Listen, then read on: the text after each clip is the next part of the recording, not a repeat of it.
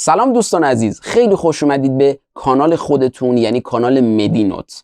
امروز با شما همراه هستم به عنوان اولین ویدیوی آموزشی کانال درباره مطلب مهمی همونطوری که توی کاور ویدیو مشاهده کردید میخوام باهاتون صحبت کنم به نام سوزش ادراری. سوزش ادراری مسئله هستش که خیلی از افراد چه بزرگسال چه کودک گاهن به خاطر مسائل مختلفی باهاش درگیر میشن، مبتلا میشن و دچار مشکل میشن. اول از همه باید یه تعریفی از سوزش ادراری بهتون ارائه بدم که بدونید اصلا سوزش ادراری چیه و در واقع به چه چیزی اطلاق میشه، چه اتفاقی باید بیفته تا بگیم فرد سوزش ادراری داره، چه مشکلی براش پیش میاد. در واقع همونطوری که از اسمش مشخصه، فرد موقعی که میخواد ادرار از بدنش خارج بشه، از مسیر خروج ادرار دچار سوزش میشه. ولی یادتون باشه این سوزش ادراری خیلی از اوقات با علائم دیگه‌ای هم همراهه، به خاطر اینکه بر اساس علتی که باعث ایجاد سوزش ادرار شده میتونه علائم مختلفی رو ارائه بده. نکته اینجاست که گاهی اوقات فرد خیلی سریع بعد از اینکه این احساس رو داشت به پزشک مربوطه مراجعه میکنه، مطلب رو ارائه میده و راهکار رو میگیره و مشکلش حل میشه.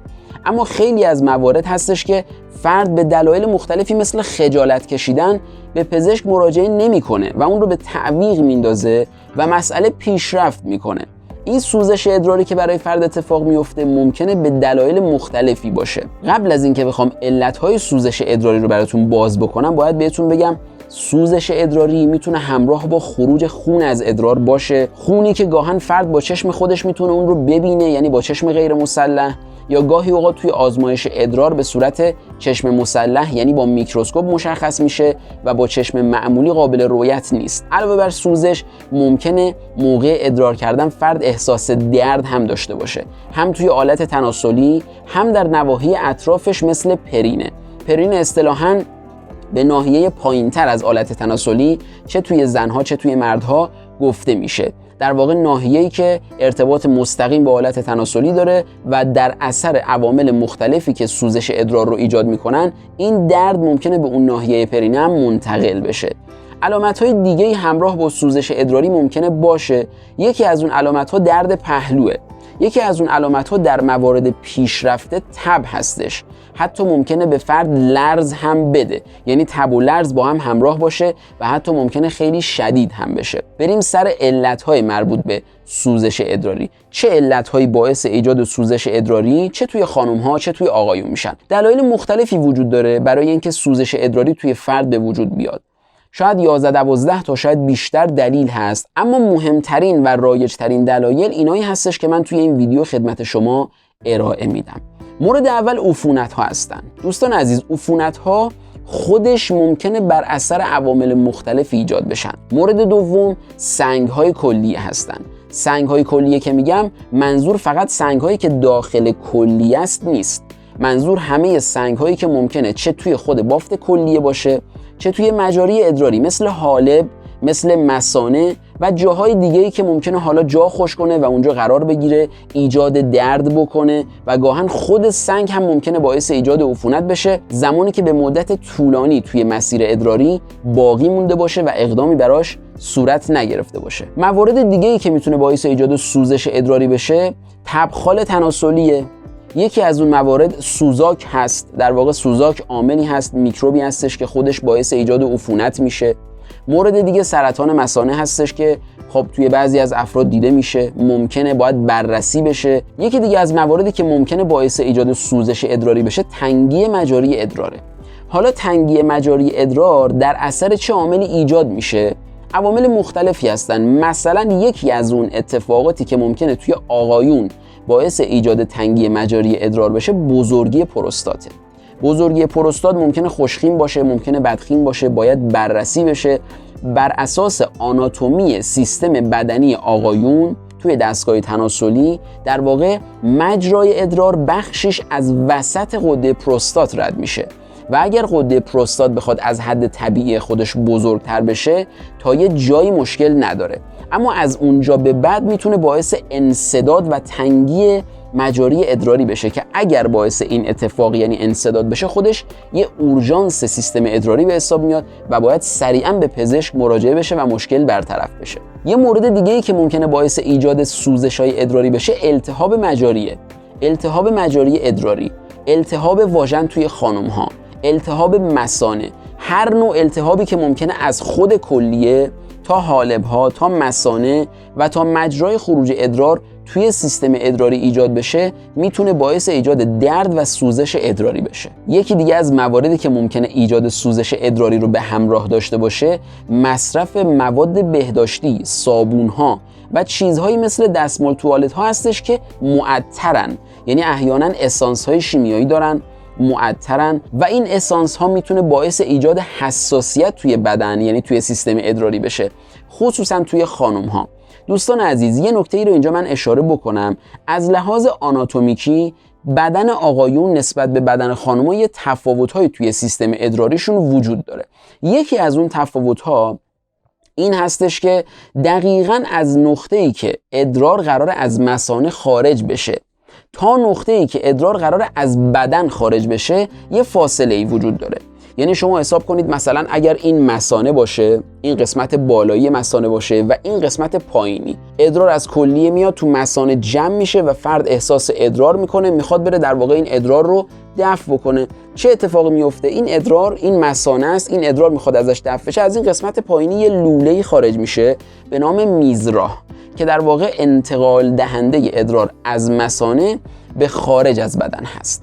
نکته اینجاست که این میزراه که در واقع فاصله بین مثانه تا خارج از بدن فرده توی خانم ها و آقایون فاصله های متفاوتی داره. طول میزراه توی آقایون تقریباً 15-16 سانتی متره، ولی توی خانم ها طول میزراه تقریباً 4-5 سانتی متره. دوستان دقت کنید چقدر این فاصله کمتره. به خاطر همین مسئله ابتلای خانم ها به عفونت های سیستم ادراری قطعاً بیشتره. یعنی خانم ها بسیار باید بیشتر مراقب مسائل بهداشتی خودشون باشن. مثلا اینکه چند وقت یه بار لباس زیرشون عوض میشه بسیار براشون باید مهم باشه. مثلا از دستمال توالت هایی برای خشک کردن سیستم ادراری استفاده بکنن بسیار مهمه. مثلا اینکه اون دستمال توالتی که استفاده میشه آیا معطره، آیا اسانس های شیمیایی داره یا نه، بسیار مهمه. یکی از اون مواردی که باعث سوزش ادرار میشد همین استفاده از صابون ها و دستمال توالت های معطر بود که باید ازش اجتناب بشه. چرا؟ چون بدن میتونه به این مواد واکنش بده و خودش باعث ایجاد سوزش، خارش، درد و حتی عفونت بشه. یکی از چیزهایی که کنار سوزش ادراری ممکنه تجربه بکنه فرد اون رو همین خارش سیستم ادراریه. یعنی اگر به صورت مکرر سیستم ادراری فرد یعنی همون آلت تناسلی و نواحی اطرافش دچار خارش هست باید شک کنه به این که یه مسئله‌ای وجود داره، حالا یا عفونت هست یا حساسیتی وجود داره و باید حتما پیگیری بشه. خب دوستان این مطالب رو بهتون گفتم. این مواردی بود که علتهای ایجاد سوزش ادراری میتونه باشه. یعنی این علتها میتونه باعث ایجاد سوزش، گاهن درد، خارش و حتی در واقع حالا درد پهلو و علامت‌های دیگه هم توی فرد بشه. ممکنه تب و لرز هم ایجاد کنه. اما یکی از اون موارد عفونت بود. عفونت خودش در اثر عوامل مختلفی ایجاد میشه. خیلی برای اینکه تایم ویدیو زیاد نشه من خلاصه وار بهشون اشاره میکنم. یکی از اون مواردی که باعث ایجاد عفونت میشه در واقع توی خانم‌ها قارچه. عفونت قارچی واژن میتونه باعث ایجاد این سوزش و این دردها و این علامتها بشه. مثلا توی آقایون عفونت پروستات میتونه باعث ایجاد این سوزش ادراری و این دردهایی که گفتم بشه. پس عفونت توی آقایون و توی خانم‌ها علتهای مختلفی داره. اما اینکه عفونت اصلا چطوری باید تشخیص داده بشه، بریم توی راه‌های تشخیص و علائم اونجا بهتون بگم. یکی از اون عفونت‌های مقاربتیه. وقتی رابطه جنسی بین زن و مرد میخواد انجام بشه باید قبلش، بعدش و حین انجام رابطه جنسی موارد بهداشتی خاصی رعایت بشه که اگر اونها رعایت نشه منجر به عفونت‌های مقاربتی میشه و همین میتونه در آینده سوزش ادراری، درد در ناحیه ادراری حتی تب و لرز رو ایجاد بکنه. اما دوستان سنگ به چه ترتیب هستش؟ ببینید سنگ‌های سیستم ادراری همونطوری که بهتون گفتم هم میتونه توی خود بافت کلیه باشه، اصطلاحاً پارانشیم کلیه بهش میگن. توی کالیس‌های مختلف کلیه میتونه جا بگیره، کالیس تحتانی، کالیس میانی، کالیس فوقانی. کالیس در واقع همون خونه‌های حالا مثلث شکلیه که داخل بافت کلیه قرار گرفته. میتونه از این کالیس ها خارج بشه، بیاد توی اون لوله هایی که ادرار رو از کلیه وارد مثانه میکنن که بهش میگن حالب، توی مسیر حالب گیر کنه. در واقع یه جورایی دردناکترین سنگ ها همین سنگ هایی هستن که توی مسیر گیر میکنن و در واقع رد نمیشن. چرا؟ به خاطر اینکه بسیاری از سنگ ها اصطلاحاً بهشون میگن سنگ های شاخ گوزنی، یعنی سنگ هایی که لبه های تیزی داره و حین عبور از یه مسیر دیواره های اون مسیر رو میتراشه و باعث ایجاد درد و خونریزی توی فرد میشه. سنگ مثانه هم میتونه وجود داشته باشه توی فرد و باعث ایجاد درد و سوزش و خارش بشه. یکی از موارد دیگه بزرگی خوشخیم پروستات بود که منجر به ایجاد تنگی مسیر ادراری توی آقایون میشد. بسیاری از آقایون توی جامعه ما به این پدیده BPH یا اصطلاحاً بیناین پروستات هایپرتروفی که بزرگی خوشخیم پروستات هست دوچارن. یادتون باشه بزرگی خوشخیم هیچ چیز بدی نیست تا زمانی که منجر به ایجاد انسداد و سختی در ادرار کردن نشه. اصطلاحاً سختی در ادرار کردن یا دیزوریا یا دیسوریا بهش میگن. این سوزش ادراری یا درد در هنگام دفع ادرار رو اصطلاحاً بهش دیسوریا میگن. تا زمانی که این بزرگی خوشخیم پروستات منجر به دیسوریا توی فرد نشده نیاز به اقدام خاصی نداره. فقط چکاب حالا مثلا 6 ماه یک بار یا سالانه برای آقایون انجام بشه توسط پزشک متخصص اورولوژی یا اصطلاحاً اورولوژیست بهش میگن. اما بریم سراغ علائم. دوستان هر کدوم از شما، چه آقایون چه خانم‌ها چه اطرافیانتون، مثلا همسراتون، بچه‌هاتون، پدر و مادراتون یا حتی فک و فامیلاتون، به هر حال اطرافیان شما کسایی هستن که ممکنه دچار هر یک از این علائمی که توی ویدیو گفته شد بشن. چه سوزش ادرار، چه دفع سخت ادرار، خارش در ناحیه تناسلی به مدت طولانی، دفع خون در ادرار، درد پهلو، دردهای ناحیه تناسلی و حتی تب و لرز. ممکنه این اتفاقات براشون بیفته. یادتون باشه اینا همشون نیاز به پیگیری و درمان دارن، چرا که اگر بمونه و به مراحل پیشرفتش برسه راههای درمانیش هم سخت‌تر و دشوارتره. اما بریم سراغ بحث درمان. ببینیم مثلا کلا درمان توی هر کدوم از این مسائلی که اتفاق میفته به چه صورته. اگر سوزش ادراری ایجاد شده یا همون دیزوریا اصطلاحاً یعنی سختی در دفع ادرار به خاطر عفونت باشه، پزشک متخصص باید اون رو تشخیص بده. چطور تشخیص میده؟ عفونت ها معمولاً از طریق آزمایش های آنالیز ادرار و کشت ادرار مشخص میشن. آنالیز ادرار میاد در واقع ادرار رو یه نگاه کلی میندازه و مثلا بررسی میکنه آیا داخلش خون وجود داره، آیا گلبول های سفید توشون هست، آیا سنگریزه داخل ادراری که دفع شده وجود داره، آیا مثلا سلول های اپیتلیال یعنی سلول هایی که از خود دیواره های مجاری ادراری کنده میشه داخل اون ادرار وجود داره، یا حتی باکتری و چیزهای دیگه. به این صورت کلی ادرار رو بررسی میکنن و نتیجه آزمایش آنالیز ادرار یه شمای کلی از ادرار فرد رو در اختیار پزشک قرار میده. اما کشت ادرار به چه دردی میخوره؟ کشت ادرار اونجایی به کار میاد که فرد عفونت داشته باشه و بخوایم نوع اون باکتری و میکروبی که داخل ادرار فرد وجود داره رو مشخص بکنیم. چرا؟ به خاطر اینکه اگر عفونت مثلا ناشی از باکتری X باشه یا ناشی از باکتری Z باشه یا Y باشه، درمانهای متفاوتی براش وجود داره. یعنی مثلا یه باکتری این دارو رو میخواد، یه باکتری دیگه با این دارو درمان نمیشه، با یه داروی دیگه درمان میشه. بنابراین عفونت با استفاده از آزمایش آنالیز ادرار و کشت ادرار مشخص میشه که پزشک اون رو برای شما مینویسه و با دیدن جواب معمولاً درمان دارویی شروع میشه. اما یه نکته خیلی مهم درباره عفونت ادراری این هست که عفونت ادراری در صورتی که پیشرفت نکرده میتونه علائمی مثل سوزش ادرار، تکرر ادرار، یعنی شما مثلا ادرار کردنت تون انجام میشه ولی مثلا به مقدار کم میاد، مورد بعدی میل به دفع ادرار هست. ممکنه حتی ادرار نداشته باشی ولی میل به دفع ادرار رو تون داری و هی دوست داری بری دستشویی بشینی و هی ادرار کنی. این میل به دفع ادرار وجود داره. درد در پهلو ممکنه یکی از علائم این عفونت باشه. یکی از علائم دیگه بوی بد و شدید ادرار هست که خیلی از اوقات توی عفونت‌های پیشرفته ادراری دیده میشه.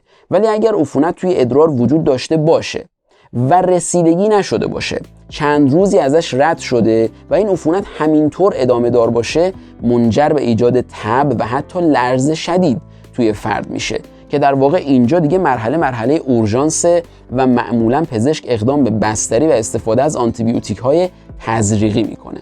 اما اگر سنگ علت ایجاد سوزش باشه، درمان چیه؟ اولا سنگ رو چطوری پزشک تشخیص میده؟ با استفاده از سونوگرافی.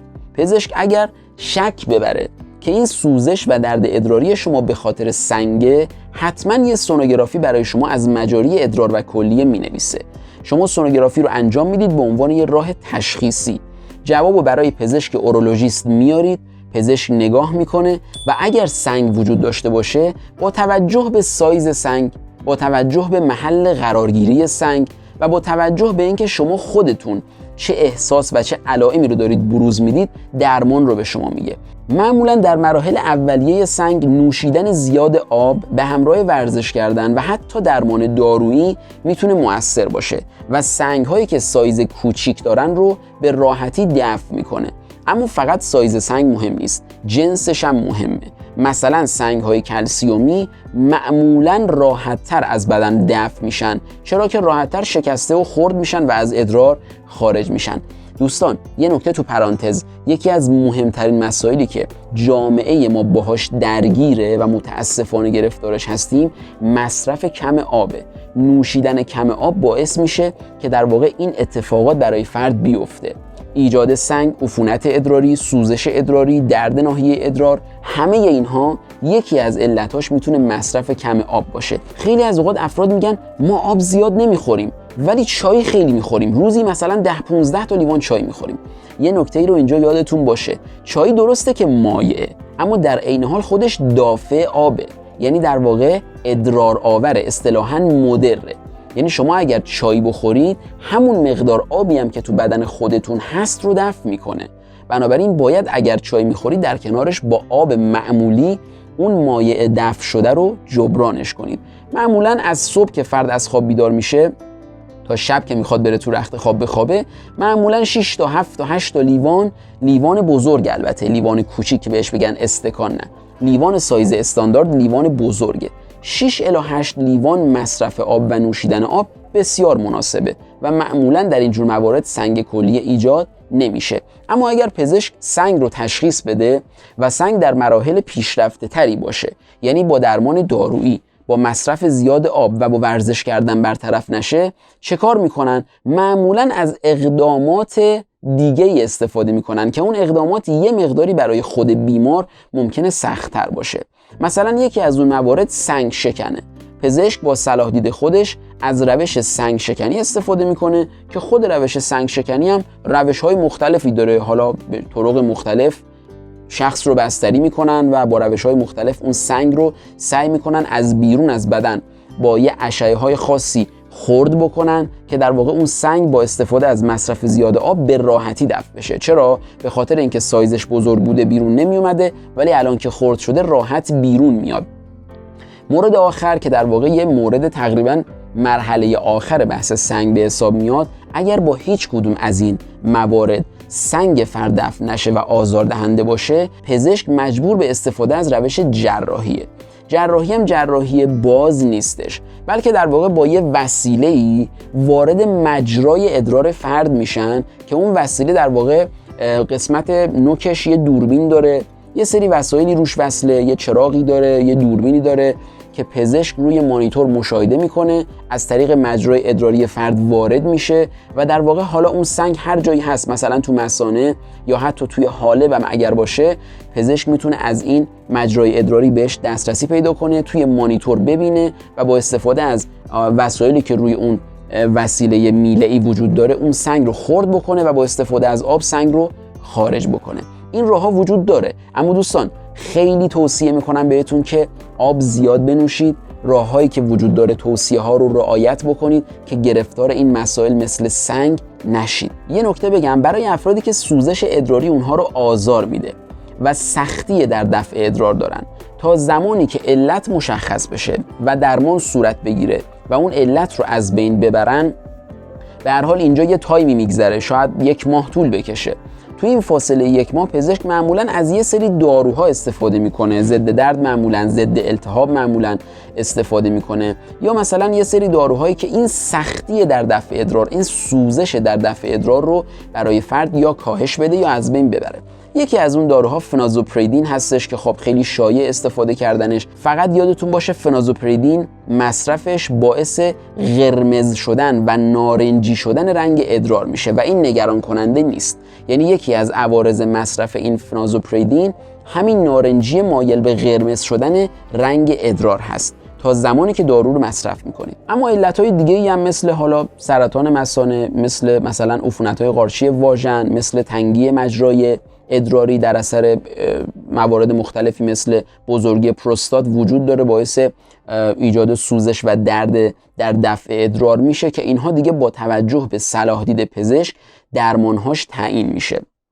اما در انتهای ویدیو معذرت میخوام که خیلی ویدیوی اول طولانی شد، میخوام بهتون بگم یه سری موارد هست که توی خونه خودتون رعایت بکنید تا اگر مبتلا به این ماجرا نیستید، مبتلا نشید، و اگر مبتلا شدید در مراحل اولیه. مثلا اگر یه روز از خواب بلند شدید رفتید سرویس، دیدید بله توی دفع ادرارتون یه مقداری احساس سوزش و حالا گاهی اوقات درد وجود داره، اگر به این مسئله مبتلا شدید همون ابتدا نیاز به مراجعه به پزشک ممکنه نباشه. یه سری راه‌ها توی خونه خودتون میتونید رعایت بکنید که اگر اون مورد دفع سخت ادرار و اون سوزش رو برطرف بکنه که فبه ها مسئله ای نیست، و اگر ادامه دار شد نیاز به مراجعه است. اون موارد چیا هستن؟ یکیش که خیلی ساده است، مصرف زیاد آبه. آب زیاد بنوشید. 6 الی 8 لیوان آب در طول روز از صبح تا شب باید مصرف کنید. مورد دوم مصرف ویتامین C هستش که میتونید استفاده بکنید و در واقع این مسائل رو کاهش میده. مورد سوم رعایت بهداشت فردی، خصوصا توی خانوما. دوستان عزیز، خانم‌های محترم، رعایت مسائل بهداشتی فردی توی سیستم ادراری تناسلی خصوصا برای شما خانم‌ها بسیار موثره. اونم علتش مبتلا شدن بیشتر شما به خاطر بحث آناتومیکیتون نسبت به آقایون به عفونت‌های ادراری هست. بنابراین سیستم آناتومی خانم‌ها توی سیستم ادراری یه جوری هست که خیلی بیشتر از آقایون در معرض ابتلا به عفونت‌های ادراری هستن. مسائل بهداشتی مثل چی؟ مثل تعویض سریع لباس زیر. خیلی نباید یه لباس زیر رو بپوشید، مثلا چند روز پشت همین رو بپوشید، خیلی از اوقات باعث ایجاد عفونت میشه. مسئله دوم توی انجام روابط جنسی قبل، بعد و حین رابطه جنسی مسائل بهداشتی باید رعایت بشه. مسئله دیگه استفاده نکردن از مواردی مثل صابون‌های معطر، مثل دستمال توالت‌های معطر یا محصولات بهداشتی که احیاناً اسانس داره، معطره و باعث ایجاد حساسیت میشه. و یکی از مواردی که گاهن میتونه کمک کننده باشه نشستن در آب گرمه. اولا سیستم ادراری رو با آب گرم بشورید، ثانیاً نشستن در آب گرم میتونه گاهن این سوزش ها رو برطرف بکنه. ازتون خیلی ممنونم که با این ویدیو تا انتها با من همراه بودید. ازتون عذرخواهی میکنم که تایم ویدیو طولانی شد، خواستم مطلب رو کلا بهتون برسونم. در ویدیوهای آینده سعی میکنم درباره مسائل مختلف، چه سیستم کلیوی ادراری، چه سیستم‌های مختلف بدن و بیماری‌هایی که شایعه و در واقع بیشتر افراد جامعه بهش مبتلا هستن و نیاز دارن که اطلاعاتشون رو بالا ببرن، براتون رکورد بکنم و بذارم. سوال خاصی، مورد خاصی اگر بود توی کامنت ازم بپرسید، در صورتی که جوابش رو میدونستم بهتون میگم، در صورتی که نمیدونستم سعی میکنم براتون جواب رو پیدا بکنم. ازتون ممنونم، دوستتون دارم. هر جا هستید شاد و پیروز و موفق باشید. یا هم